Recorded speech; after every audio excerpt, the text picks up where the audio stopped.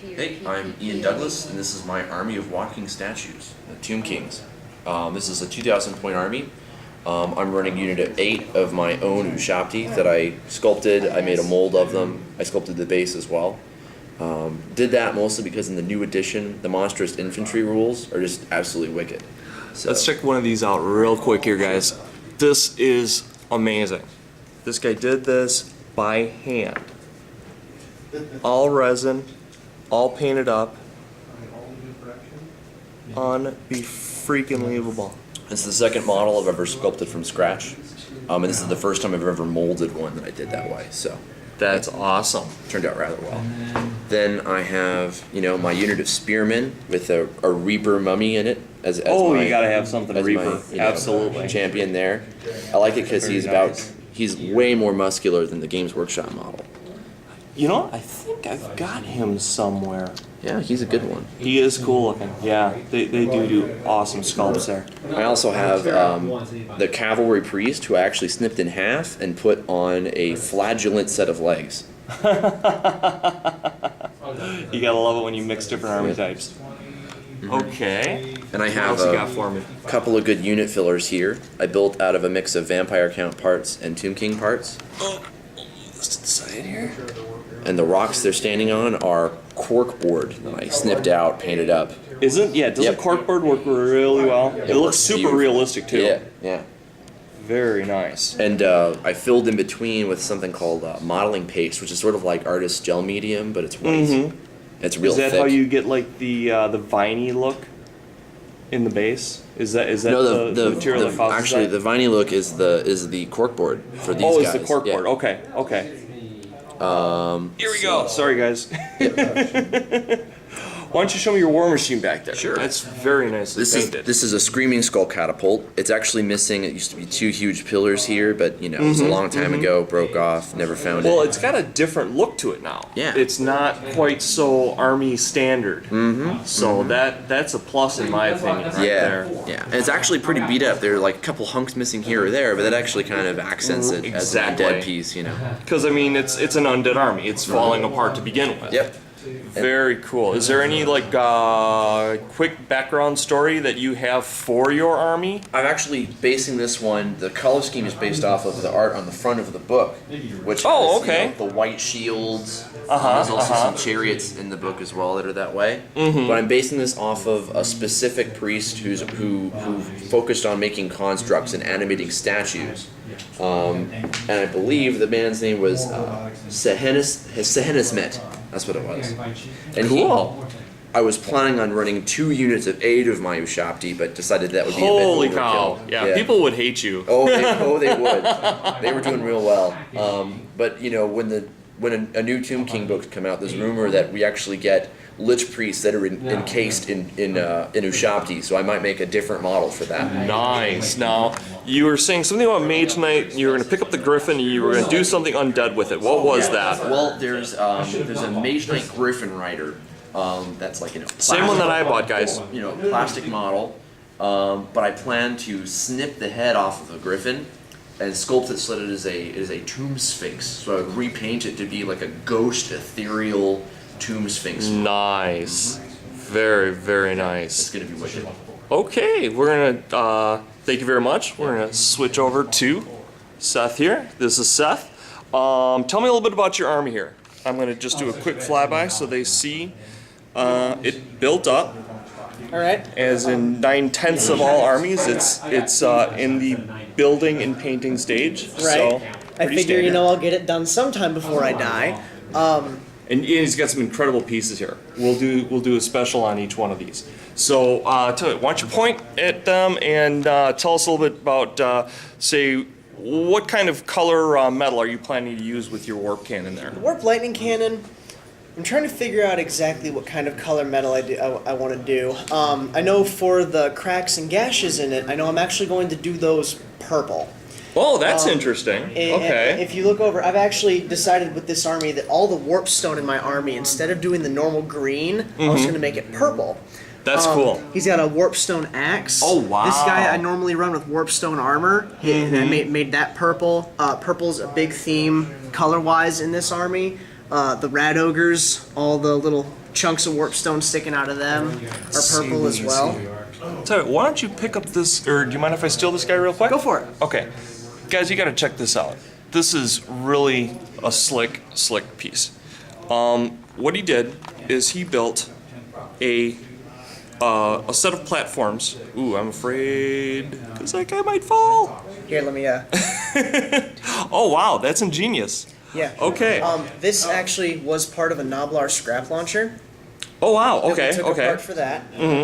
The Bone Breaker was actually built by a collaboration of me and a couple of my friends.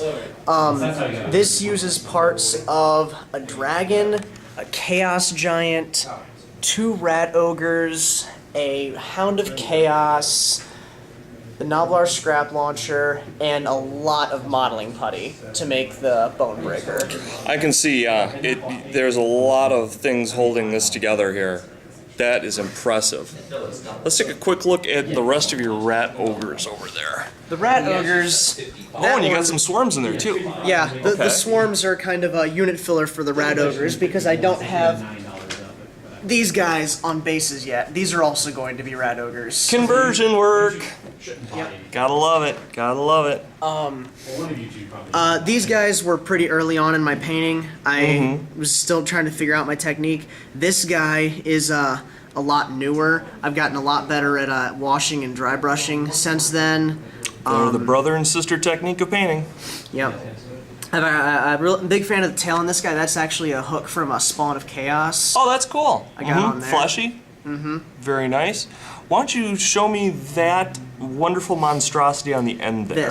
This is the Hell Pit Abomination. A lot of Skaven players are upset because GW never made a model for it. It's a 235-point indestructible monster, and there's no model for it. So I was trying to figure out, well, I want one, and my buddies all said, you know, it'll be okay without Chariot base. Look at the, so I made one. Look at the body parts in there, guys. That's really slick. That is, the majority of this is the bits from the back of a corpse cart. Okay, that makes sense now. The wheels are actually old banners. Chaos banners, yep. Played, this is the banners I had for my Warriors of Chaos back in 6th that I used to play with. This is the body from a Spawn of Chaos. Cool. With 2 Rat Ogre heads attached on it. Yeah. Rat Ogre arms. Did a little bit with the modeling putty there. Got some more heads. Also, like this little guy here sticking out. Got the same left arm as the overall Abomination. Cool. Well, before I lose time here, I want to get a little bit of info on you two guys. How long have you been playing for? Let's see, Warhammer itself, I've actually had this army since the Tube Kings have been out, and that's quite some time. Holy cow, that has been a long time. You know, at least the newer version of the Tube Kings. Actually, some of these models were the original models I had before that I have since repainted 400 or 500 times. It feels like it, doesn't Bit of it? an exaggeration. But, Sure. You know, I've been into the hobby overall since I was about 6. And how old are you now? I can ask you that because you're a guy. Even though you're in a skirt, he is in a skirt. Stand up and show off the skirt. Woohoo! There you go. Okay. And since I'm 20, and that means I've been painting since, for 14 years. Nice. I've been playing D&D since I was 6 as well, and I started with my dad's old pewter figures. Gotta love it. That's where I started. So, it's really been rocking that out lately. Very, very cool. All right, let's cut to Seth here. How long you been involved in the hobby here, Seth? I've been playing Warhammer since round about the end of 6th edition. Okay, so you're relatively new then. Relatively new, yeah. I've seen the rules change enough times to make me really upset. Well spoken. So, I originally actually started with Warriors of Chaos. Kind of went the opposite direction in terms of army strategy. Went from a few really expensive models to a bunch of cheap ones. But they're both chaotic. So They're both you have stayed in that vein true. Cool. Any other thoughts? What do you think of the game mechanics? Are they easier to do this time around, or are they harder? What's your opinion? I'm still learning 8th. It's proven to be really interesting. I like the horde mechanic, like it a lot. I'm not a real big fan of the new magic system. I used to rely on Irresistible Force to get off the dreaded 13th spell. And I'm really scared to do that now because it's tied into their miscasts. Use your Also- irresistible force to explode, pretty much. Oh, Yeah.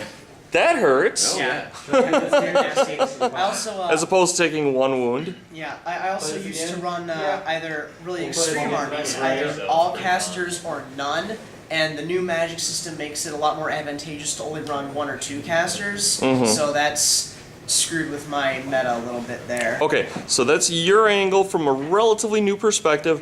What's your angle on what do you like, what do you don't like with this newest edition? Well, I can't say that I dislike anything in this newest edition. That's good news. I don't absolutely love all of it, but it's one of those. I heard you things said you where- didn't like terror. It's like the paper tiger now. Yeah, terror and fear really got crapped on, so to speak. Like, Okay. It used to be that fear, you had to test every time you were going to charge against a fear unit. You fail, you might not even make it. You could cause an army to automatically run if you win, had fear and outnumbered them. And terror was like super fear. Like if you can see. So the it's model- taking down the strengths of say your chaos and your undead style armies. Yeah. And Okay. like, we used to rely absolutely on fear to win our games. However, on the other side of the coin, my magic phase got a huge boost because where everyone else's magic is chaotic, you roll to see how many dice you get every turn. Mine hasn't changed at all. So I consistently run 12 casting dice every turn with this army. Yikes. So I will just dance all around the magic phase every game. Wow. If I want to, All right. Closing thoughts. Where do you want to move from here with your army, shall we say? From here, well, first priority is trying to get it actually built and painted. Sometime A before I die. huge task for anybody. Right. The big thing, I've run into problems a lot is that I never seem to have enough clan rat models. However, Ian gave me the amazing idea of unit filler. As Unit shown filler. off over there. Gotta love it. So I'm gonna look into that, and hopefully I can use that to finally get the clan rat models I want. Let's see. Everything else, I'm kind of the guy, I like to have one of everything, and there's a few things I still don't have models for I'm looking to get. There's actually a bunch of Skaven models that still aren't out. Like the Doom Flare, the Warp Grinder, they still don't have actual models. So you're planning on Planning on converting building some of those. those, yeah. That's a good point. That's a good point. I don't want to run out of time, not to cut you short. All right, where do you want to expand upon your army here? Well, I'm probably going to make another batch of Adu Chapti first of all. So I've The got those- mean, ugly, chop them up into little itty bitty bits Oh, yeah. formation. I'm actually hoping to expand my army to around 4,000 points. 4,000. Holy cow. Sometime next year, by next year, hopefully. We're looking to get a new rule book or a new army book, hopefully by winter.